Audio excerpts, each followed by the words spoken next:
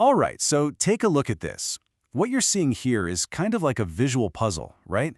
It's this whole collection of firearms that, at first glance, they seem to be from totally different worlds, built for completely different jobs. I bet your eye is just jumping all over the place right now. You've got that classic old-school wood sitting right next to sleek, modern black polymer. You've got long rifles, you've got these compact little carbines. The designs are just incredibly varied, and they represent decades of different engineering philosophies. So what's the deal? What is the one single thread that ties this whole diverse collection together? It's not the company that made them, and it's not the decade they were designed in. And there it is. That's the answer. The connection isn't the guns themselves. It's what they shoot. Every single weapon you see here is built around one single powerful concept, the 7.62 by 39mm cartridge. Honestly, this little cartridge is the real hero of our story today. It was developed way back during World War II, and it's what's known as an intermediate round. So what does that mean? Well, it means it's got way more punch than a pistol bullet, but it has less kick than one of those big, full-sized rifle cartridges. And that made it this perfect sweet spot. It was controllable, super reliable, and really effective for the average soldier. This one design choice would literally shape military hardware for the next 75 years. So if we're going to understand this family, we have to start with its most famous member. I mean, this is the one that really put the 7.62 by 39mm on the map globally. The AK-47. I mean, come on, that silhouette with the curved magazine and that classic wood furniture, it is instantly recognizable anywhere in the world. This is the foundation. It's the OG design that proved just how effective this cartridge could be in an assault rifle platform. But, the story didn't just stop in 1947, not by a long shot. The core design of the AK was so good, so rock solid, that it didn't need to be replaced. It just needed to evolve. And this comparison just illustrates that evolution perfectly. On the left, you've got the original AK-47, and on the right, the thoroughly modern AK-203. I mean, you can totally see the shared DNA, right? It's undeniable. But the way they're put together, worlds apart.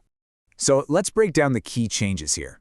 The classic AK-47 used the materials of its day, right? Wood and stamped steel. The AK-203, though, it totally embraces modern manufacturing. We're talking durable, lightweight polymer, and what's really crucial, it adds Picatinny rails, so you can easily slap on scopes, lights, grips, a level of modularity the original designers probably never even dreamed of. And you can see that progression so clearly on this timeline.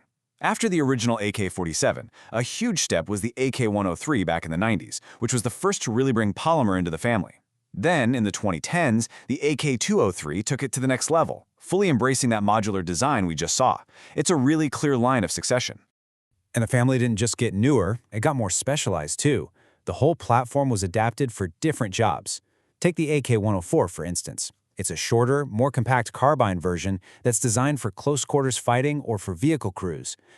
Same heart, just a smaller frame.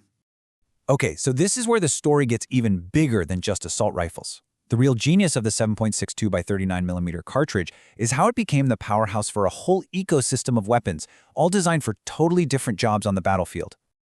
Now just look at these two wildly different guns from the same family.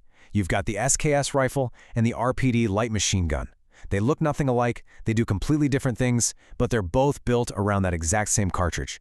So first, let's talk about the SKS. This is a semi-automatic rifle. Pretty simple. One pull of the trigger, one shot. It was designed for a designated marksman, someone who needed a bit more precision and range. It's a tool for careful, aimed fire. Now let's completely flip that on its head and look at the RPD. This is a light machine gun, it's fully automatic, and it's fed by a belt of ammo from a big drum magazine. Its job isn't precision, its job is volume. It is designed to just lay down a ton of sustained, suppressive fire to back up a squad. So you've got a scalpel and a sledgehammer, both powered by the exact same heart. That 7.62 by 39mm cartridge. I mean, from a logistics standpoint, that is just brilliant simplicity. So what's the big picture here? Why does this one cartridge matter so much? Well, it all comes down to its incredible, lasting legacy of versatility. And this pretty much sums up the whole idea. With just one type of ammunition, a military can supply its main assault rifles, its compact carbines, its marksman rifles, and its light machine guns. It's an entire ecosystem, all built on a single caliber.